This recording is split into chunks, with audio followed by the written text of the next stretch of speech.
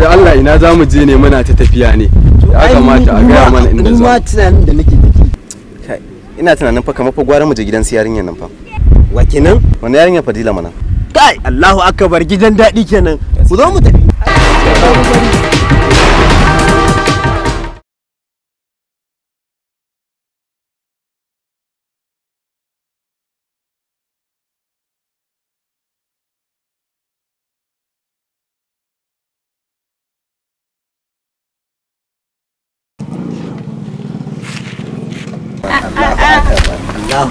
mutanen Allahu akbar yau ku ne a kofar gidan namu? wallahi tallahi nake ga mai kin ga mu ne muka zo kofar gidan wallahi kawai muna tafi muna yawo mun rasa ma ina za mu kawai uga ya ce yayi mu zo gurin mu taho gunki ai ni na mutu ma kun manta da ni. ta ya za mu manta da ita kana ji wai ta ya za mu manta da ita Ya janyo mu gunki.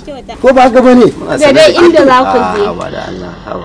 a dare gunki muka to Gaskiya. wallahi tallahi In haka ne kun kyauta zan ce.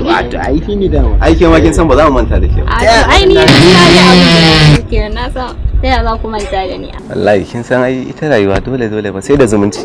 Abin zai ko ba ka ba. wallahi tallahi nake ga miki kawai ni abu gaba ɗaya gari yayi rumfa nake ga miki so muke mu dan samu mu dan sarara Abi iska ta gida na ma ko wadannan ba su da hankali kai ku zo na